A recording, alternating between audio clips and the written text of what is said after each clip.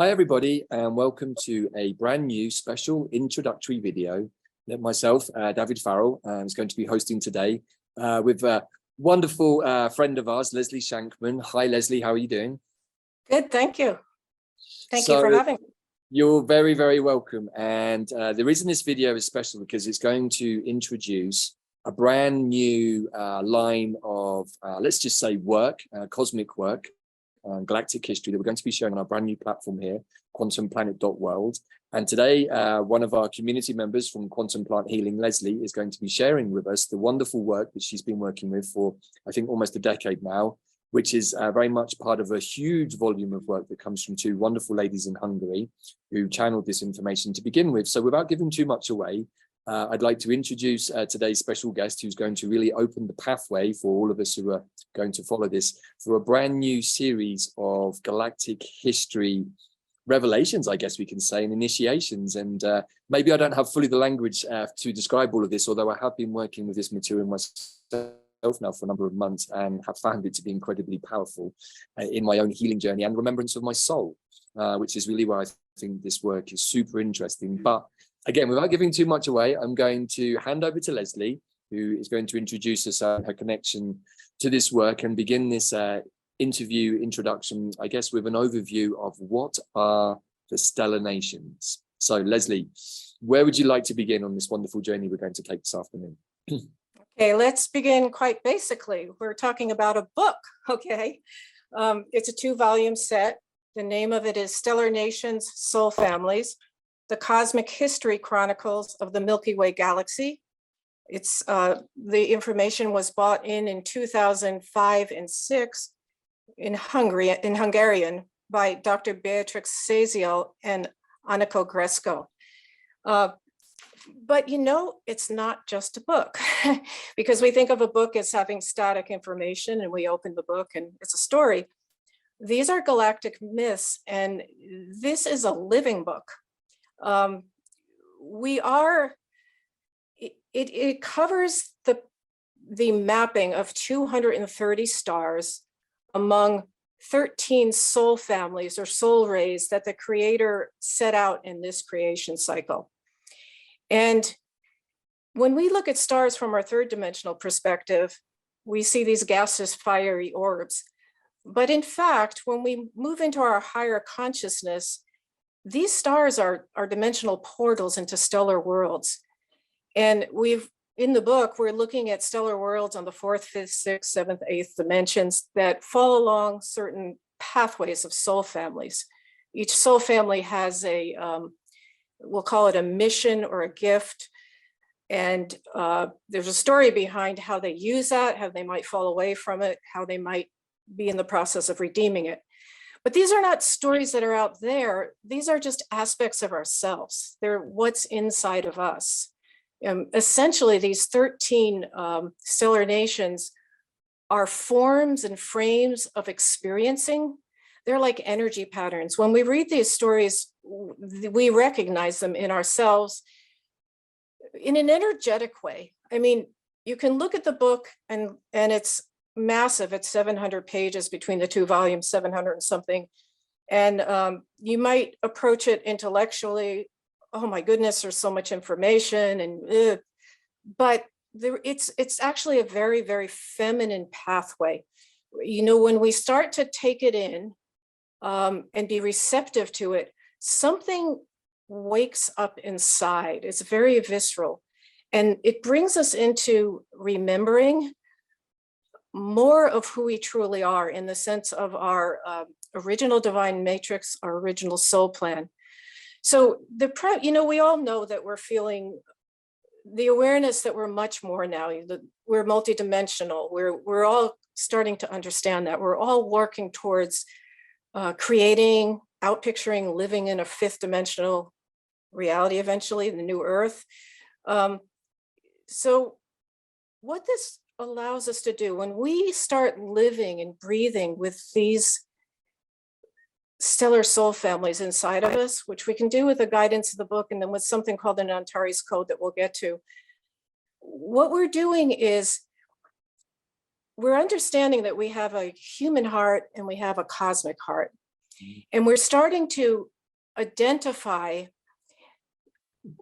who we are cosmically. And let me back up and say, let's think of each of these stars as the cells and maybe the constellations as the organs of our bigger galactic light body that we're all in span with as our physical self. And, you know, we know that exists, but there's not necessarily a coherency to it. What I love about the stellar nations is it starts giving us a coherency when we start realizing who we are along the patterns of these soul families. We start seeing the patterns that we've lived through that come to us, come through us. I think what I want to say is it's like our light. Well, let me take it back. If we have these stars as being the cells and organs, and they're emitting light full of information because these are stellar worlds, and we have our soul particles living on these different stellar worlds, this is our bigger self, then our soul particles are emitting down, almost you could imagine our light body having rays of light that are the skeleton of our light body, or rays of light that are the circulatory system of our light body. And they're coming down to inform us. We're in form. They're informing us from something that's not in form. And yet, when they inform us in form, it helps us understand what's not in form, and we become a much larger form altogether. There becomes a real coherency there. And I'm going to stop there because I don't know if it's an obtuse concept and I don't know if I really grasp it. Maybe you want to ask something clarifying or.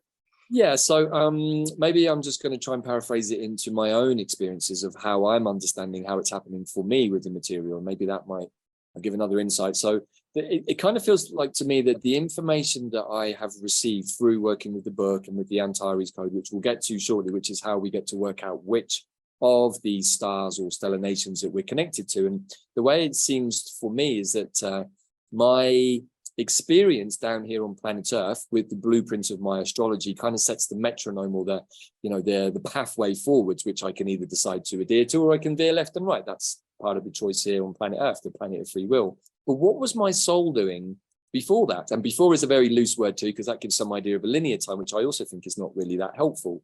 So the way I prefer to think of it now is that there is a bigger oversoul of Davyd, who is able to manifest in multiple locations all at once, not just here on planet Earth, across multiple timelines, but also in other spaces too. And so then the question becomes, well, how am I doing that?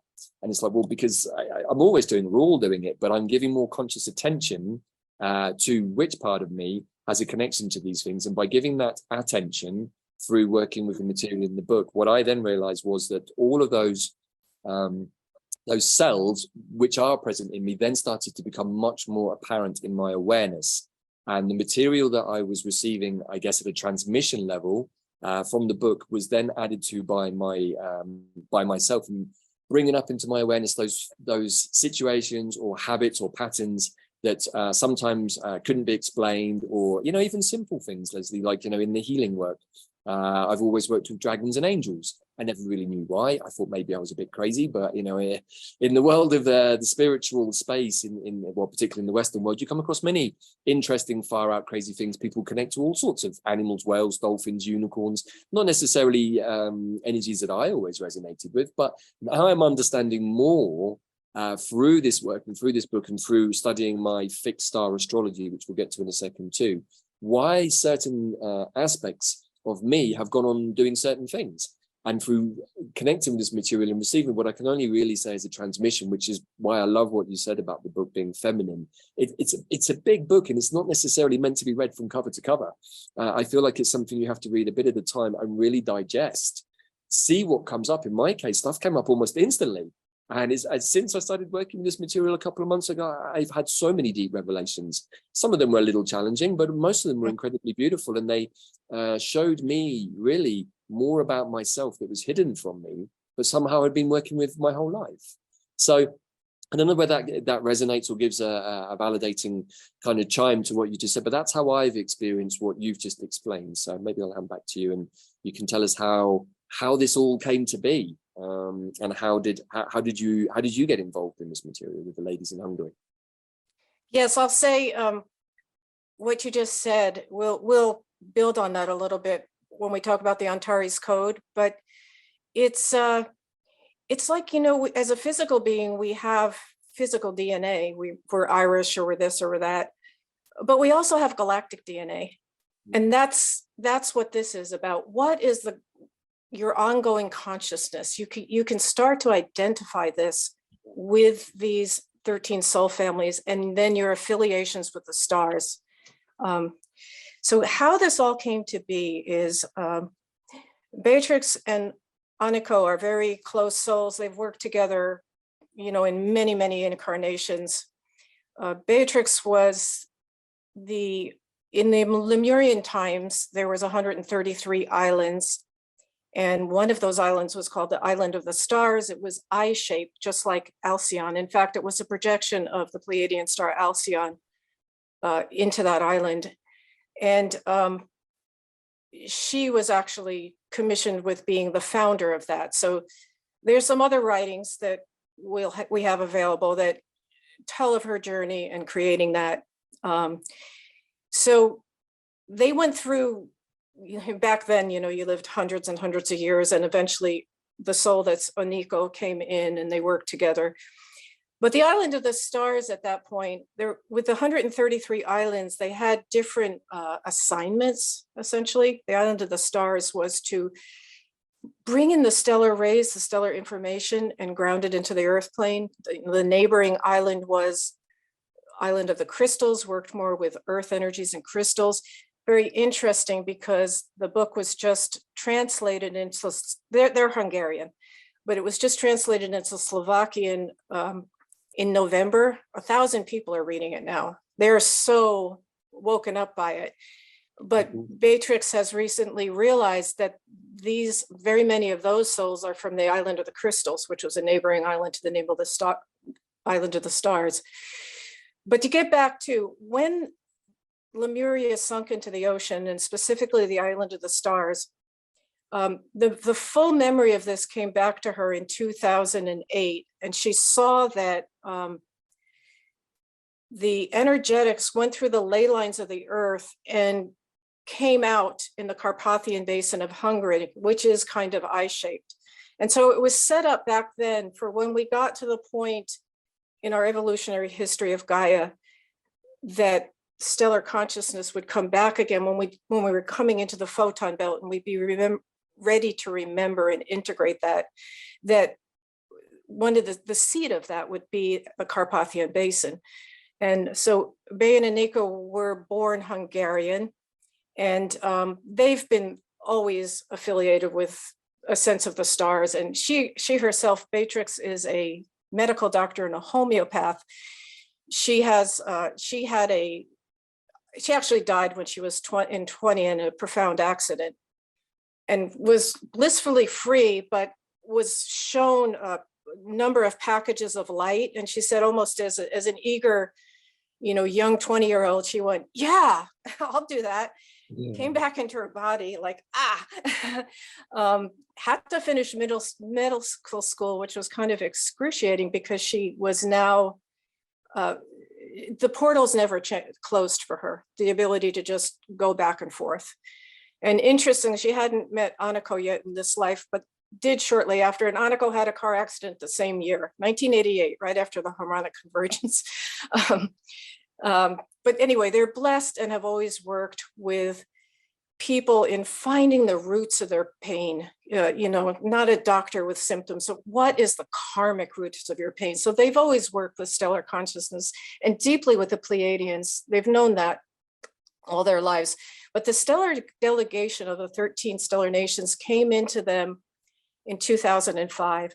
And that's a seventh dimensional consciousness. The Pleiadian worlds are fifth dimensional consciousness. So it was a whole new level of receptivity for them that they have to attenuate to. And they eventually got helped with some, something around their pineal gland. But they were taken over about an 18-month period. They were taken through what they call attunements, because attunements are more like you're taking your awareness and spreading it out to read other channels or other frequencies. But they were shown that the star Antares, which is a seventh dimensional star, contains the galactic or the Akashic records, I should say, of the Milky Way galaxy in sound vibrations. So they had to attenuate to that, but they were taken into those records one stellar nation at a time. They were shown there's 13 stellar nations, 13 soul rays, and their pathways through the stars. Like literally those stars are pieces of our souls, as I mentioned before. And I should say that's constantly informing us, but we're informing that too. When we can do something on the density of the third dimension, when we can really learn something, the leverage, the movement goes up. So we're working on the fullness of our physical and our non-physical selves. At any rate, she was over about an 18-month period. They were taken through each particular stellar nation. They were taken to Antares and literally shown that these stars are dimensional worlds, and with the right consciousness, you can enter into them. And it's, I mean, I thought of you, Davyd, after with your affiliation for it, or affinity for it, I was like, of course, he's a shamanic journeyer. I mean, these are like the most primo journeys, right? If you just take it in that sense, that you're literally getting to go around the galaxy, you're getting to go into a stellar world, you're getting to be shown what it is, you're told how to get there, how do you have to hold your consciousness, and then you're watching what's happening there. So what the idea is, that star, each star is a sentient being that is really a combination of multitude of our soul particles. You know, I'm on some stars with you and some with Bella, you know, we have those relationships on those levels. And we're on a particular star by resonance, because either within the pattern of that soul family or what our gift is, what we're there to learn, we're on a particular star because that world is trying to see or achieve something as part of our soul. I mean, this becomes more clear when you know the overall, you know, nations and patterning, but and everything actually is by resonance, right? I mean, so where it came from is this wonderful movement out of Hungary, which was seeded very long time ago, back in Lemuria. There's a lot more to say about that, but I'll just stop now because you may want to reflect or ask me another question. Well, and I hope that was clear. Yeah, no, I mean, it is. And look, initially, this can be, how to say, slightly challenging information because there's a lot to take on board. And when you see the size of the book, I have to admit that I left it on the sideboard for a few days. I'm like, that's a big tome. But then through Bella starting to pick up the book and starting to read, we would sit of an evening and we'd read a few stars that we knew that we were connected with. And it was like an instant activation. And I just want to add something in from my own personal journey, which seems very relevant to me, that as part of our work on quantum plant healing, we've been doing this incoherent DNA cleanup job. And I literally had just done mine the week before of, cleaning up all of the incoherent DNA and all of the corrupted DNA. And then almost within the space of a week, this material dropped in and Bella was reading it to me and it started to activate everything. And so what I understood was that 20% of my incoherent DNA was possibly what was blocking me on some level from actually reconnecting consciously with these aspects of my soul, which once I did, suddenly brought up lots of, I wouldn't say memories because that's not quite correct, but it brought up lots of instances from this life that had happened in the physical plane, but also because my Mayan glyph is the red cosmic skywalk, as you just said, my natural tendency as a shamanic person is to journey through consciousness. I always have done since I was a kid in different ways. And so this material kind of came easily to me on some level because of my flexibility, or the, how to say, the less defined boundaries that I have in my consciousness. Again, being Pisces ascendant helps with that. So all of these things kind of started to come to my awareness at a personal level. But once I engaged with the material, it started to really activate, I would say, soul memories on some level, and it started to explain things. And so in a second, I'm going to ask you to give us a little bit of an overview, just a little brief one as a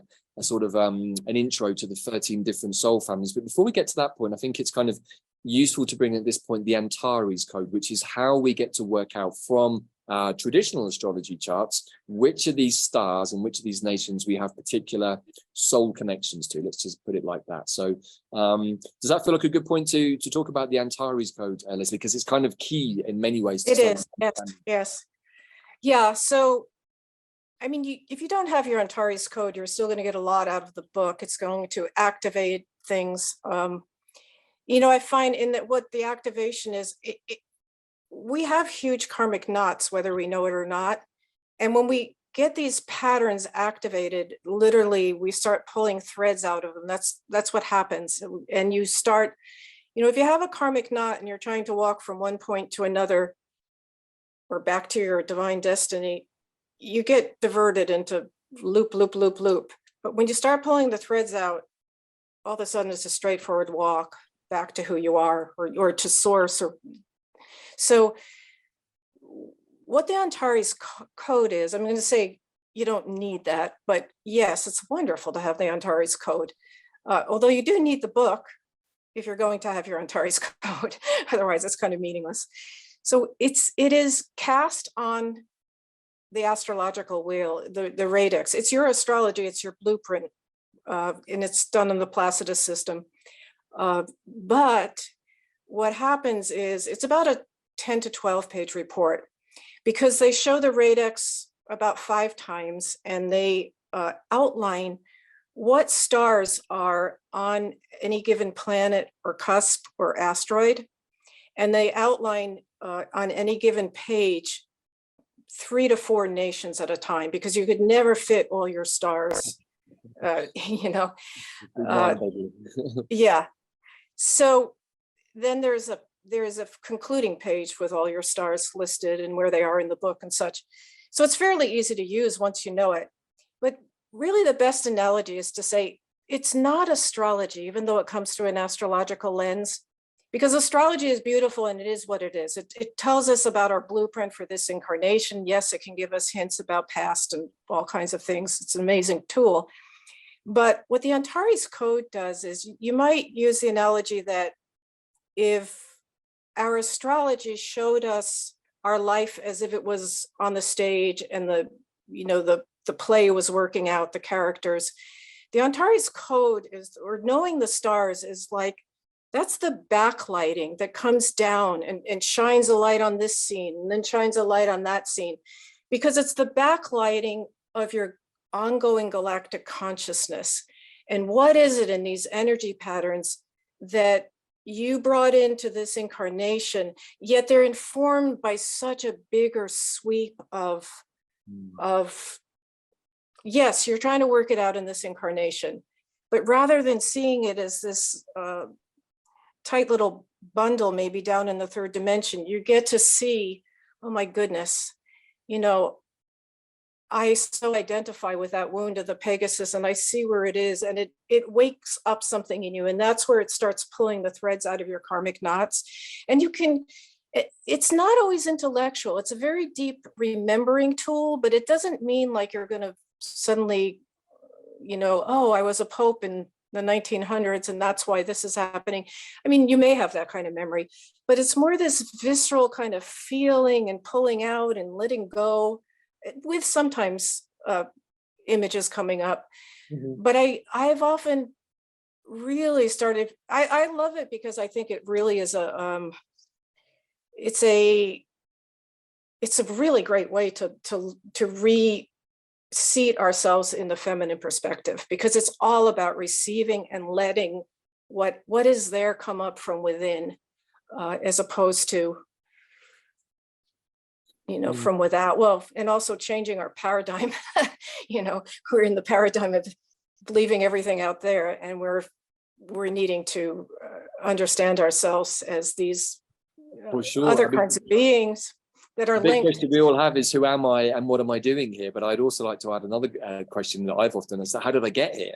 And you know, what I like between the, so, and also maybe just show this to our audience, we have heard of fixed stars before. You may have heard other astrologers, maybe people that we would follow, like Pam Gregory, for example, talking about Algol or Aldebaran or Fomalhaut.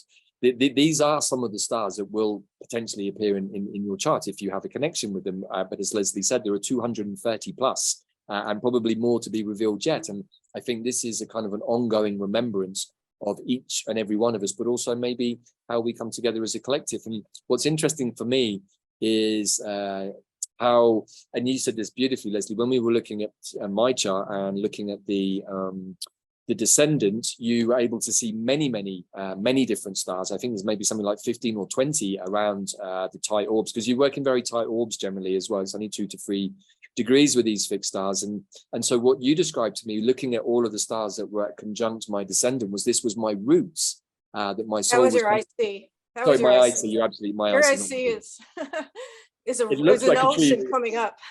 Yeah, I mean, even across 4 different pages, there's lots in the same place. And some of them I'm super happy about, some of them are more challenging, but I understand. And it's like, it's not really about tracking back to a past life as a bad pope, as a Borgia or something like that in Italy. It's like, that's not how it's come to me at all. It's come much more in the astral realms. And because I work in the astral realms, it's, and have worked with lots of plant medicines, particularly medicines like ayahuasca or psilocybin that also take us into that realm. Many of the things in the stellations I'd already encountered through my journeys. I hadn't always understood all of them or why they were coming to me, but from doing this, I suddenly started to get a much more soulful upsurge, you could say. And again, I don't want to use the word memory because it's maybe not correct, but a ssort of a knowing. That's a better way of saying it, I think. Yeah, that's a good way to say it. Yeah, there was a knowing in my field that suddenly maybe didn't bring a picture to my mind, but brought up a point in my life where that energy had shown itself somehow or other. And so it was kind of like even getting the material from the bits of the book that I've read. And again, I think, like you just said, the book is really important because and you can get it either as an ebook or as a hard book. And we're going to provide links with this video for people to get those for themselves. But the book is really cool because it gives you the degree location of the stars. And as Leslie's going to be taking us through each of the stellar nations one by one as a sort of a guide, this is what we're going to be offering everybody. We can, through Leslie giving us the locations in those videos, we can actually start to pop them onto our chart. So even if we want to get a copy of the Antares code from the ladies in Hungary, we're going to provide a code for that too. Because these charts take a little bit of pulling together, sometimes there's a little bit of a wait for them, particularly if a lot of people want them at once. So in the meantime, we can still look at the stars that Leslie's going to be sharing with us, and she's going to be working in the first video. We're going to be talking about the unicorn nation, which is a really beautiful nation of beings, and we can then start to, with our own astrological chart, which you can get free on the internet if you don't know what it is already. You can start to see which of the fixed stars you might have a connection with. And I think it's interesting, maybe this is completely incorrect and maybe you'll be able to advise me, Leslie, but it feels to me that my astrological blueprint was somewhat dictated by the stellar nations that my soul had a connection with. And maybe it's not correct, but I almost feel like my astrological blueprint is the culmination of my soul's journeys manifest into a chart that I can see. So it's almost like the layer behind the layer somehow. Does that make sense? Is that correct? That's exactly right. And in fact, that's why when I look at a code, I really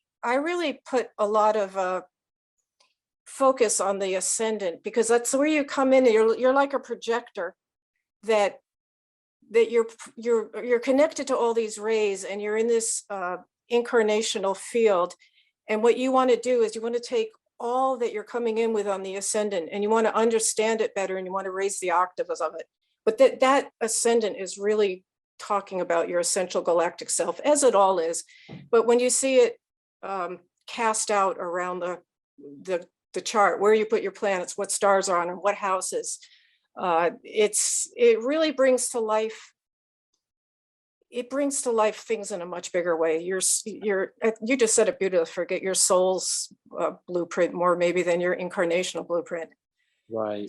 I mean, the way it seems to me, it's like a journey of remembrance back into ourselves through using the fixed stars in the astrology, but understanding that this is something that we've already done. And that's another kind of slightly mind-blowing thing for me. This is what I did before I got here. And it's now playing out in life through my astrology and through these soul experiences. And now that I'm putting more conscious awareness to it, it's giving me the idea of where I can go from here. Of course, there isn't anywhere to go to or come from because it's all just one. But somehow in this kind of more dense super 3D realm, we need these kind of anchor points of linear time or stability somehow to give us something so it doesn't become too chaotic.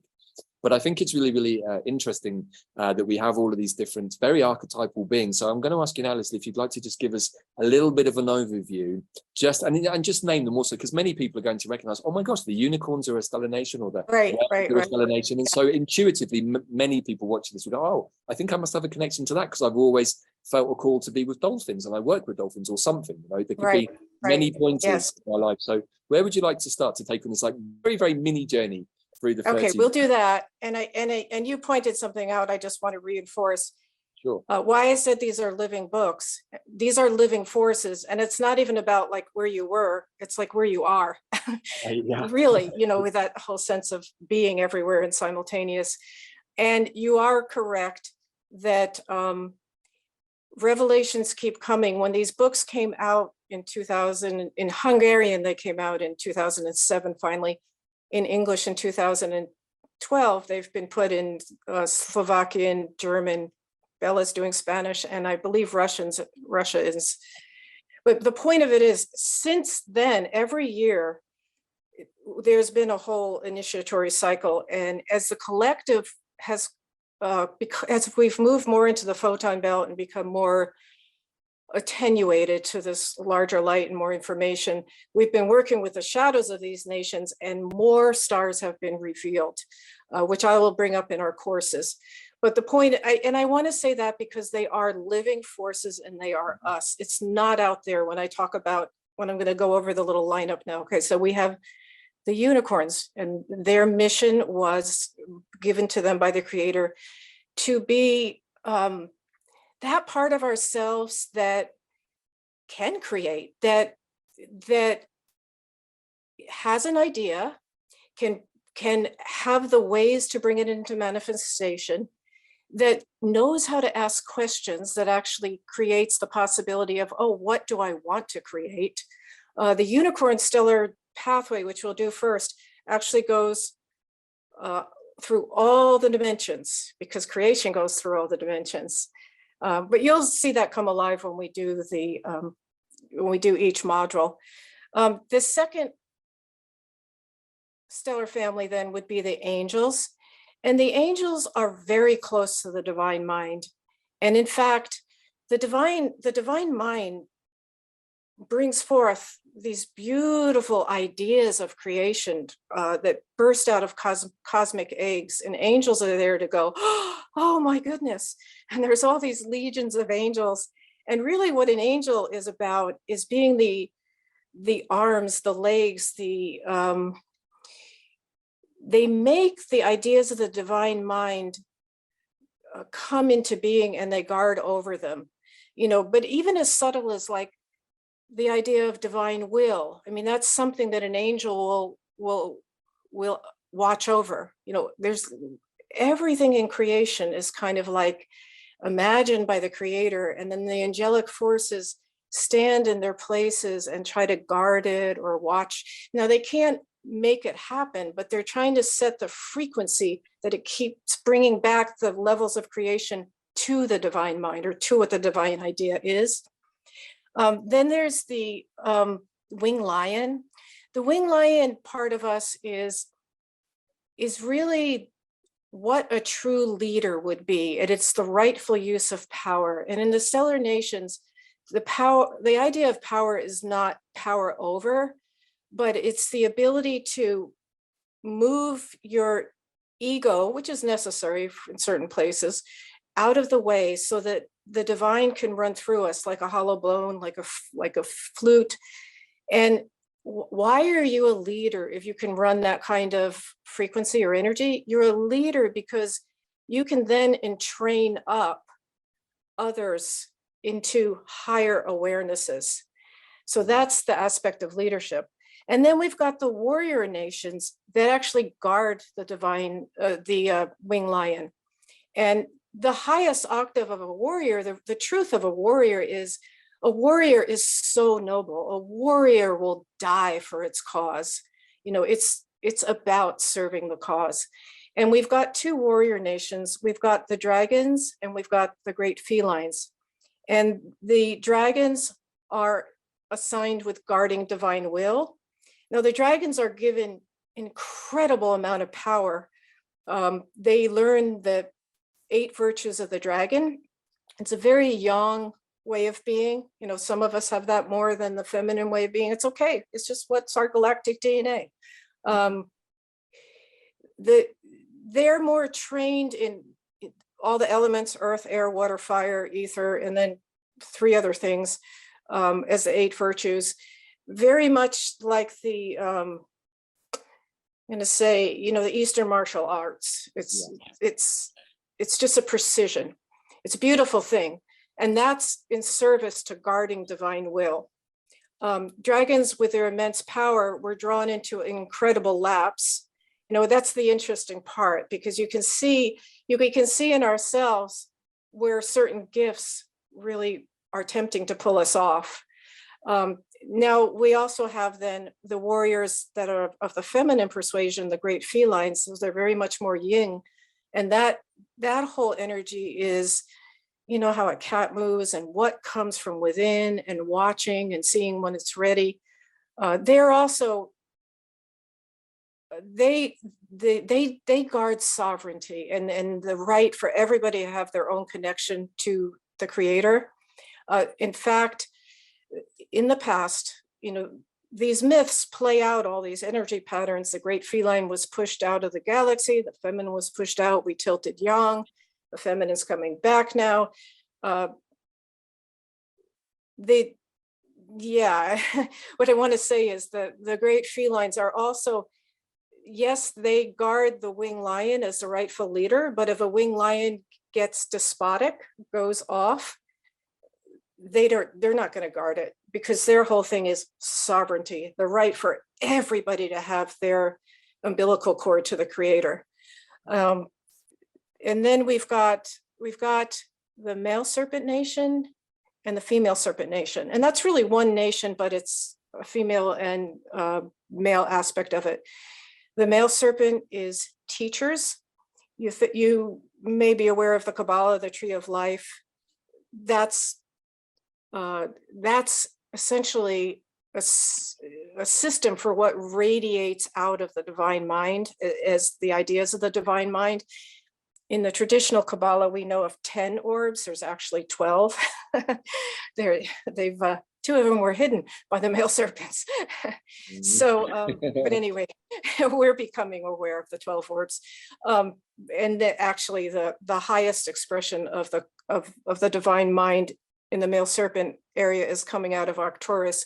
But literally, these are the rays of the divine mind, and the male serpent, you know, is a teacher of that. And the male serpent pathway is to really know all these different knowledges and to work your way back to the divine in that way. But one of the lapses there is the misuse of knowledge, the beguiling seduction of knowledge and the power over with it. And really in our whole scene now, in the play out that's happening, we can identify that fallen dragons, fallen angels, fallen male serpents, and fallen arthropods are the principal characters of what's going on now that we're working with in our outpicturing world.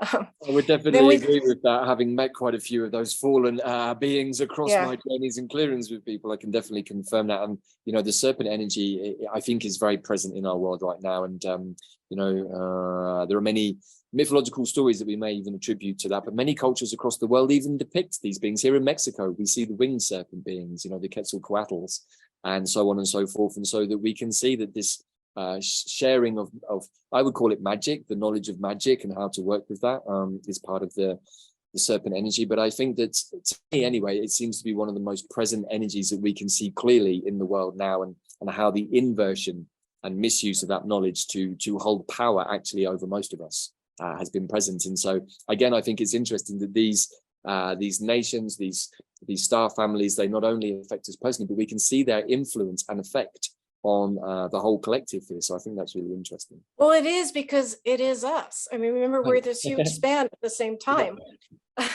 We'll just start doing everything for us, really, in the end, and you know, that's the fun part, although it can be a little confusing at times too. So well, and it's also helped a lot.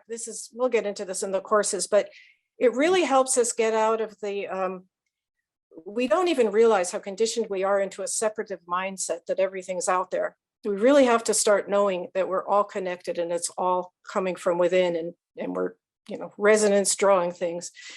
But at any rate, the male serpent then is a teaching nation of knowledge, and it's a piece of us. And all these, what I'm saying is, yes, there's a fallen aspect in particularly those four that is very entrenched, but each one of these parts of ourselves has a beautiful presence and innocence in its originality. And even on given stars, you'll see that within a certain star, the learning something, there are octaves of experience, octaves of learning. Like, you know, we may be 20 and our soul particles on a certain star, and we're really engaged in learning something, and we're at a lower octave of that potential. You know, and by the time we're 50, hopefully we've really matured into the higher octave. But what I love about this system is it gives us this very like empirical way to look at things and build a coherency, and yet it doesn't bind us. It's like I really got to feeling a couple of years ago, it's just like, oh my God, I'm grounded in boundlessness, you know, and that's an oxymoron, but it's not. You can be, and that's what we want to be. In fact, when we move into a new Earth consciousness.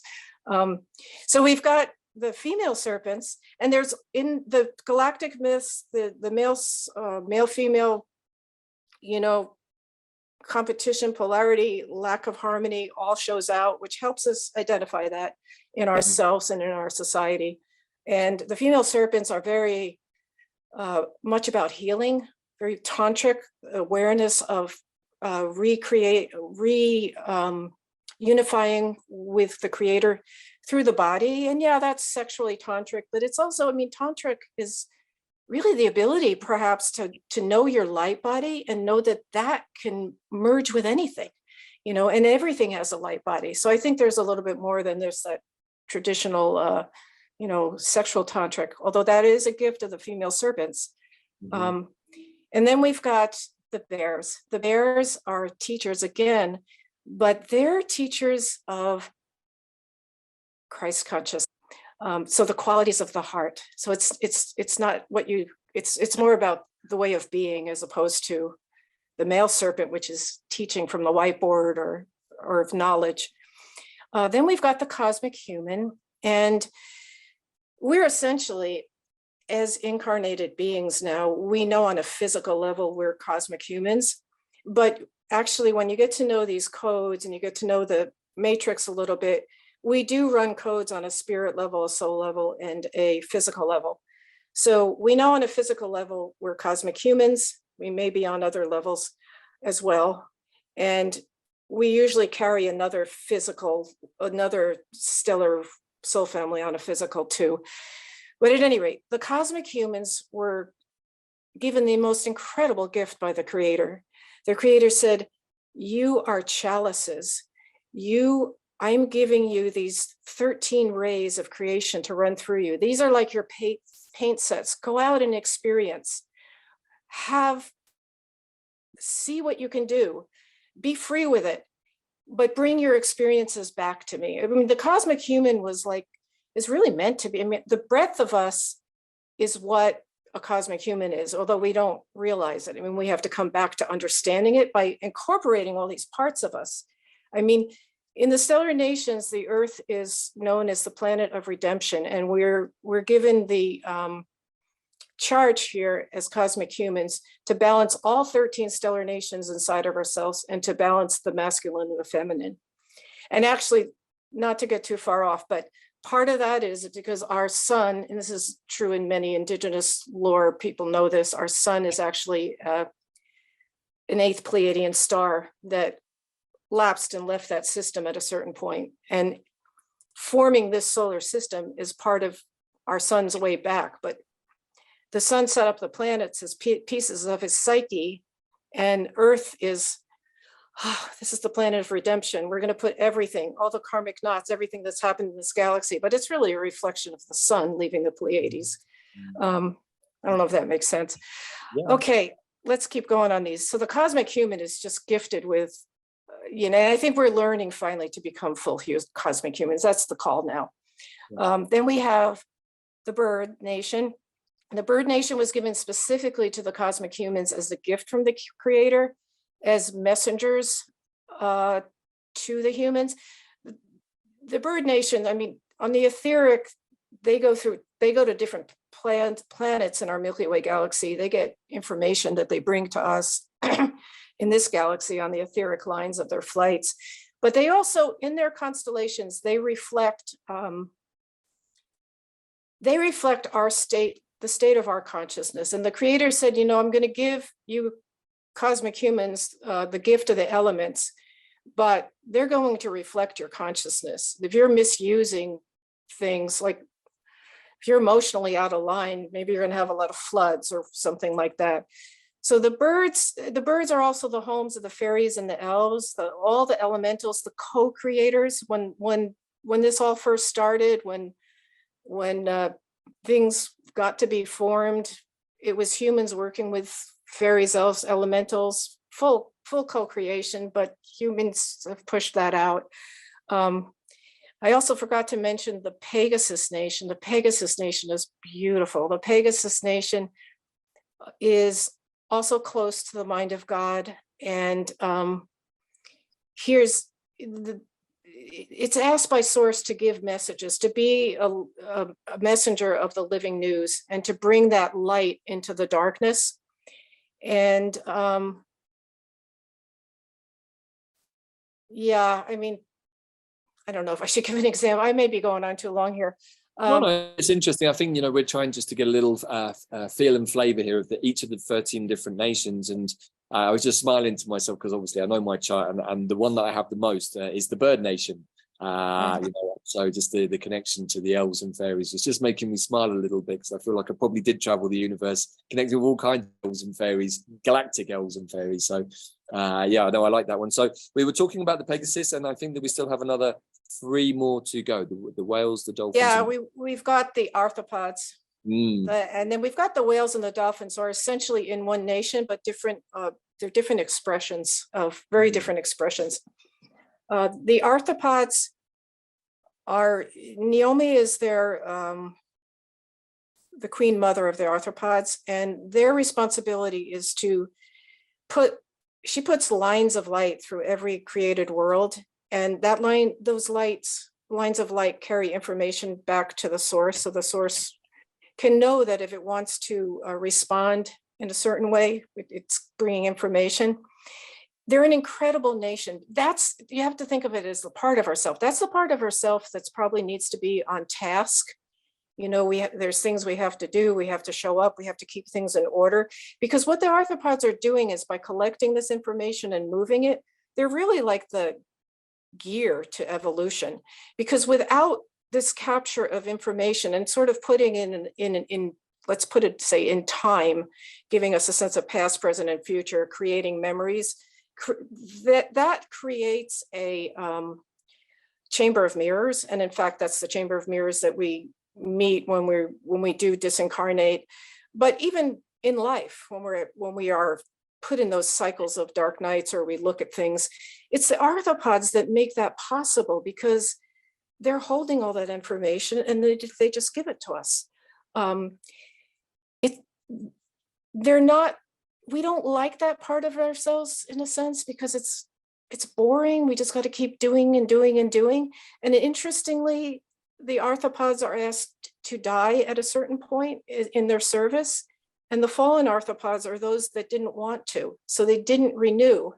So the fallen always have to take energy from elsewhere, because they've pretty much left their full source of the organic matrix, where you would pull in your natural renewal energy by taking initiations.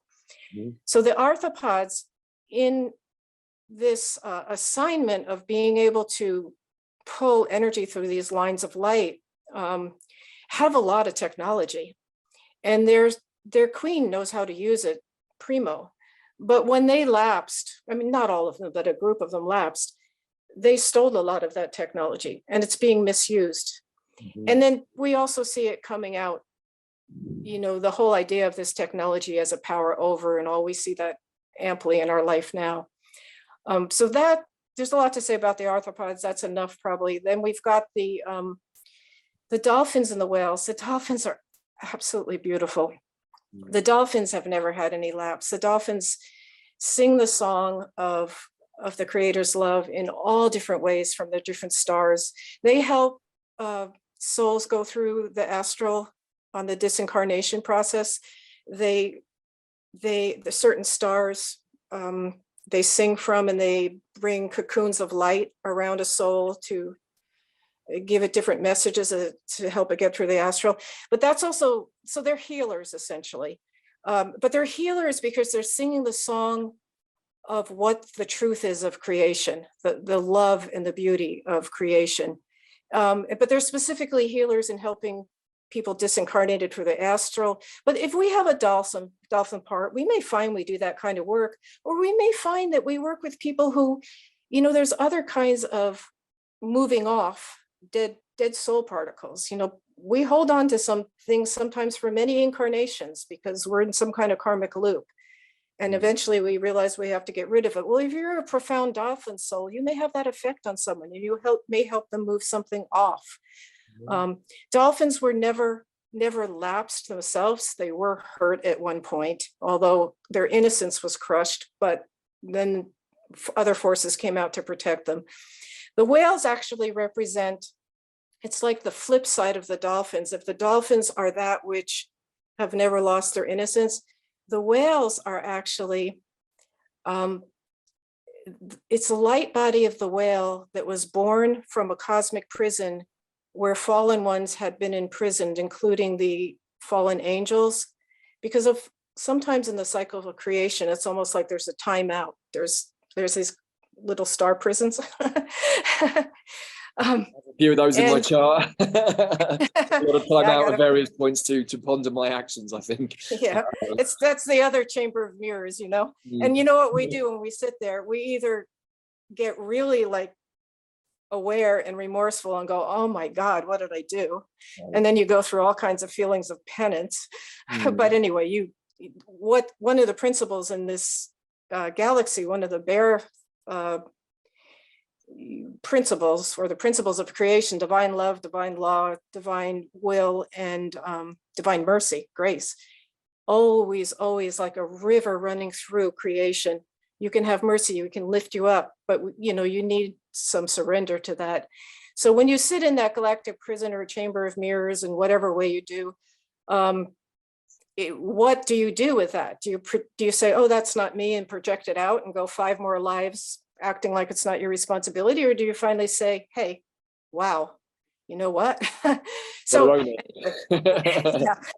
So what the whale represents is that the fallen angel had been frozen in that prison in a kind of a rock, the whale sound being evocative of that yearning, at that knowing, that remembering of what it was, and sort of wanting to return, finally receiving mercy. And then they were born out of the tail of the Cetus constellation, where that galactic prison is in the belly of, and they were born in the light body of a whale.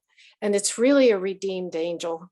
And it's a redeemed angel who is so compassionate and so knowing and has learned everything. It is now on its way back to the angel cradle star Spica, the eighth dimensional angel star.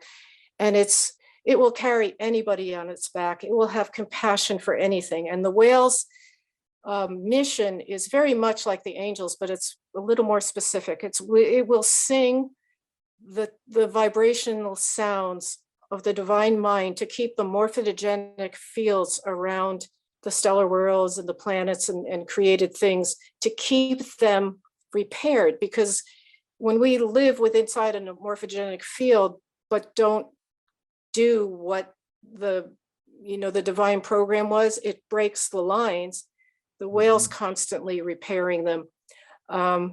Beautiful. You know, and other things too, but that's the specific whale mission. And it's kind of poignant to me how the dolphin and the whales, they're the same nation, but they represent, what does it look like to never have fallen? And then what does it look like to have fallen and to come fully back, though, as this incredibly realized being? And that's what it takes. So in 2020, we have had, the collective has come into greater and greater awareness. 2020 was actually the year of the whale and the redemption of the fallen angel. And there were 3 more stars discovered and revealed. I mean, they've been there all the time. It's just that we weren't ready for it in our collective consciousness. So they were shown to Bay and Ineko. And they're a final pathway back. And the final one is called Mia Placidus. It's an early Scorpio. It's around 2-3 Scorpio. It has a pretty narrow orb. They give different, the celestials have told them different orbs. Sometimes they're as much as 5, but Mia Placidus is a 2.5 orb.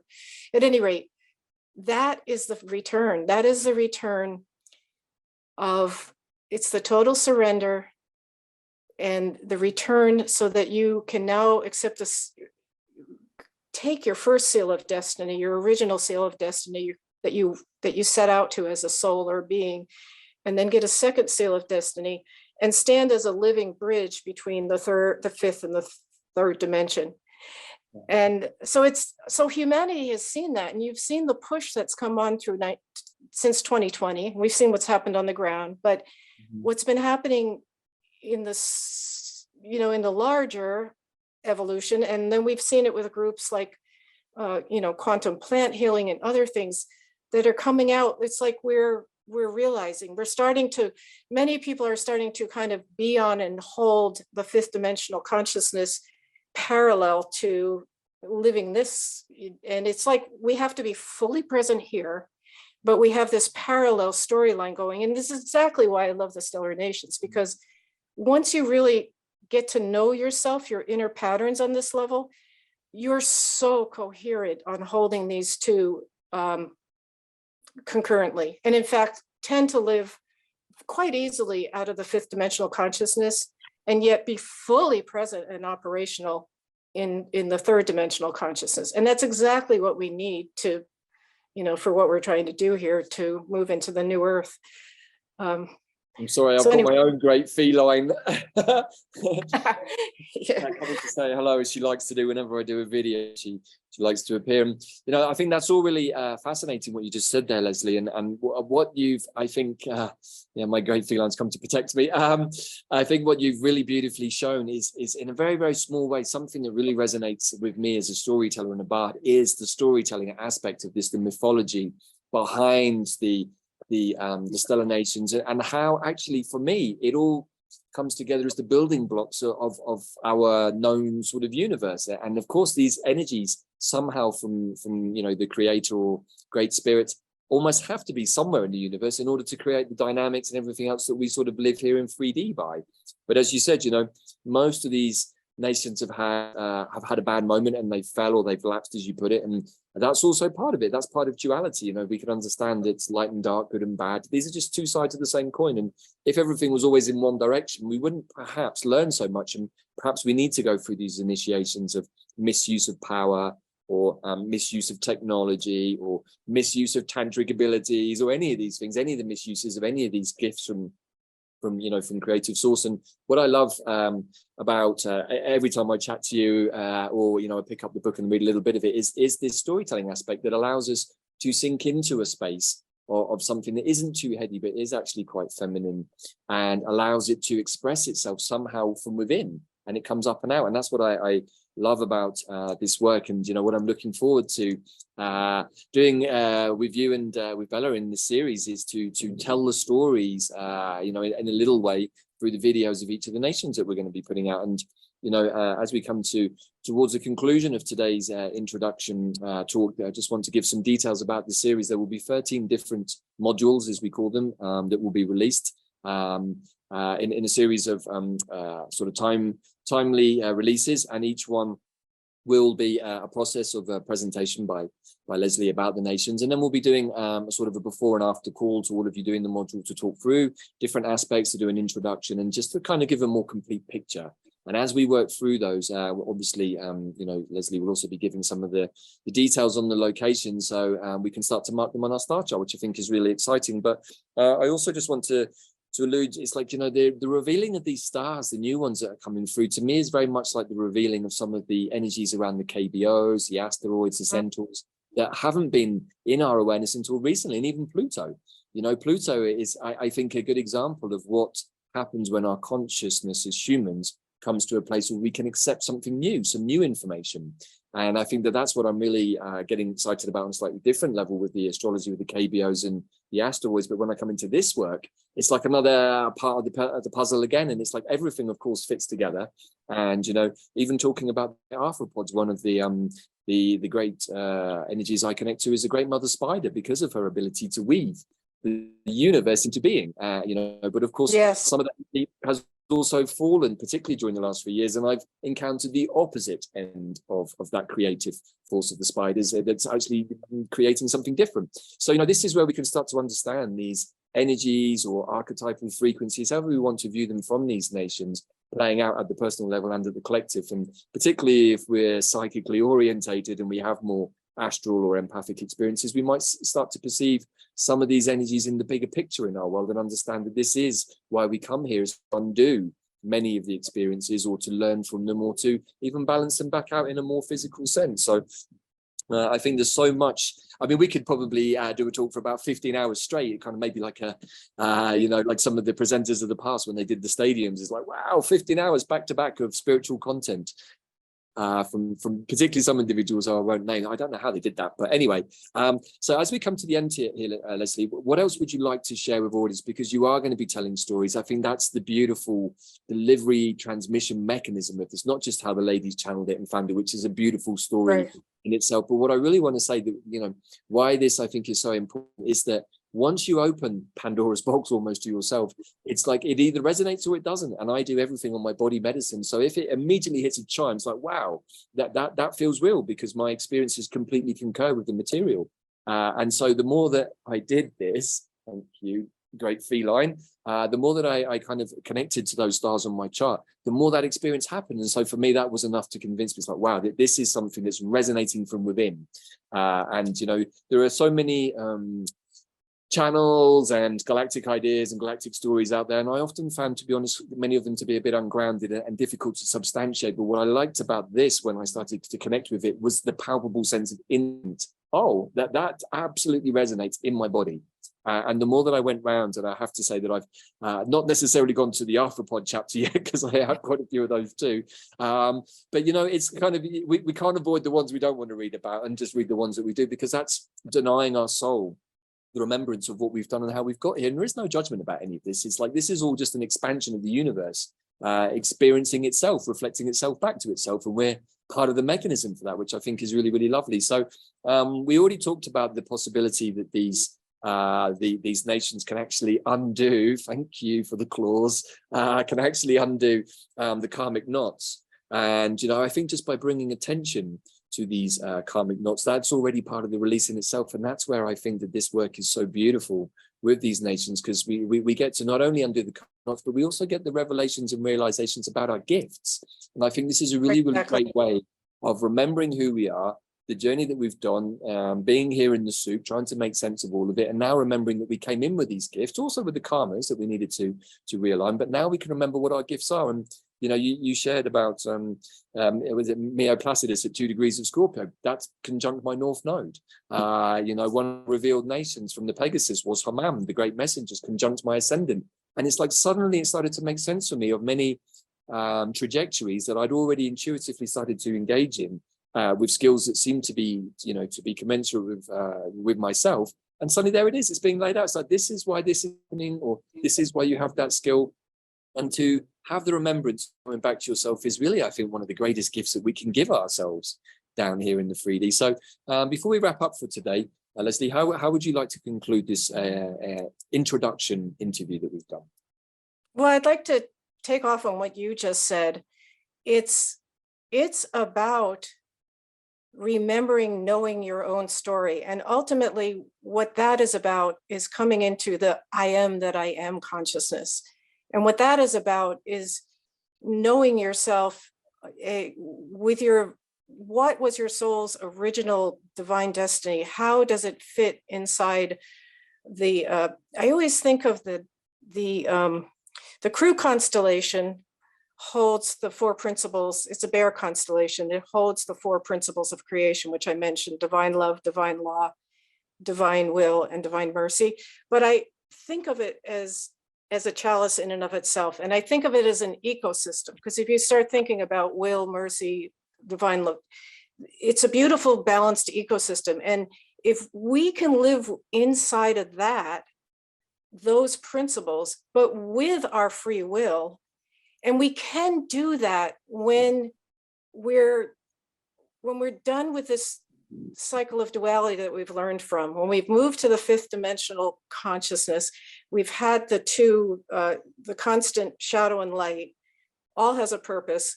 We've finally learned to come to the third point and create something new. We're on the fifth dimension. We have total free will, and yet we live in a balanced ecosystem of these divine principles.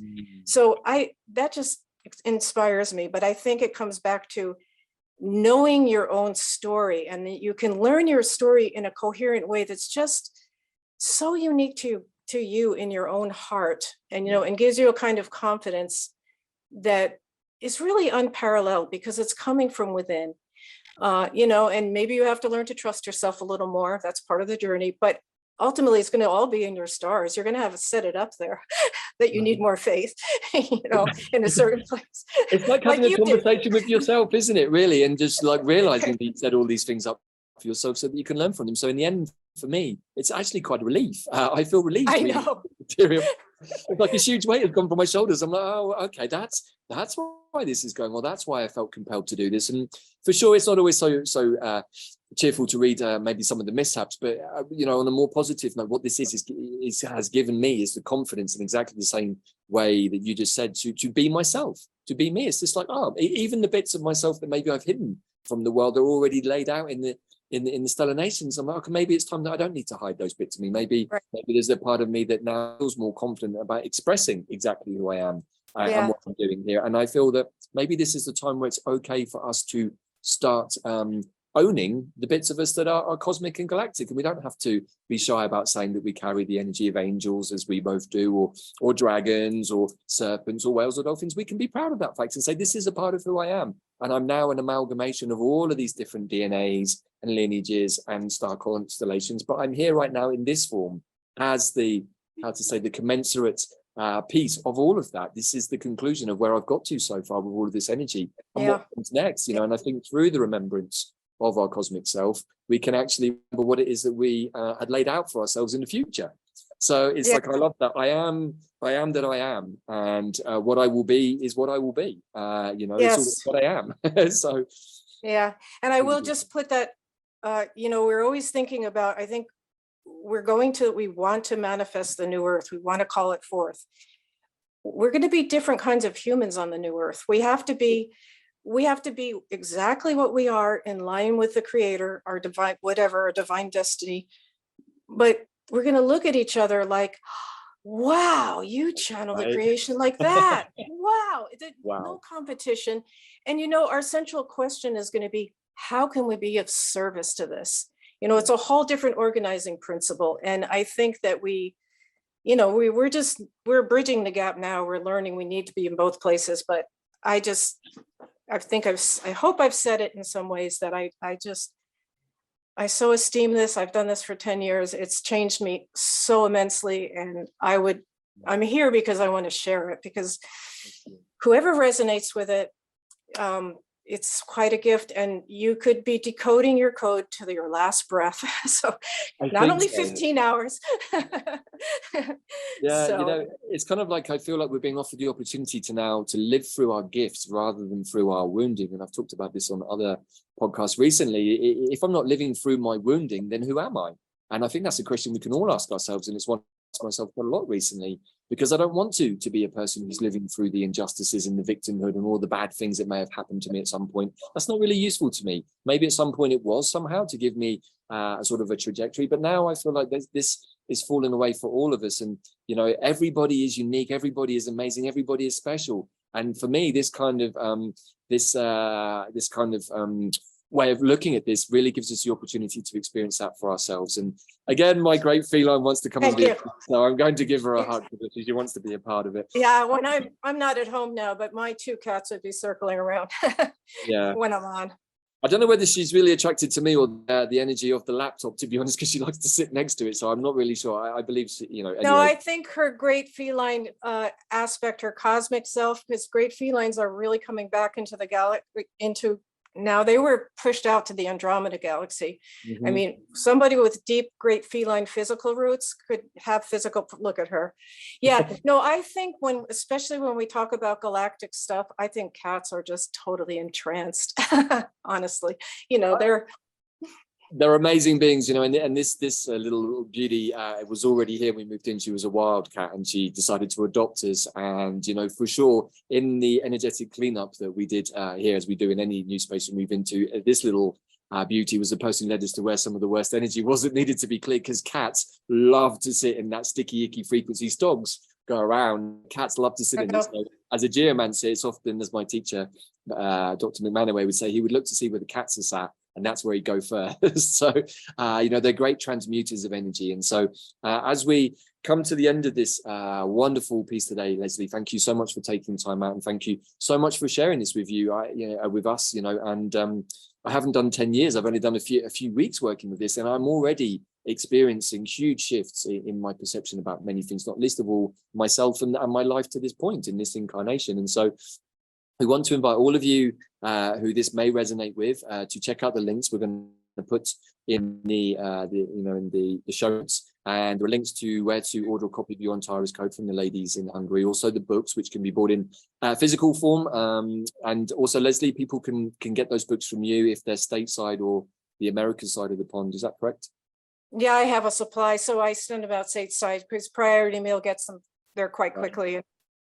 Perfect. So, and then we're going to be starting our journey with the Stellar Nations on the beginning of a new mind wave spell on the 13th of June. And I suspect we might end up doing them every 13 days or 13 moons or something, Leslie. We'll see. We haven't exactly agreed yet. I have to start cranking them out. Yes, no, I've got the unicorns almost done, and it's in me. So we'll get it. I appreciate the opportunity to share it. Thank you very much.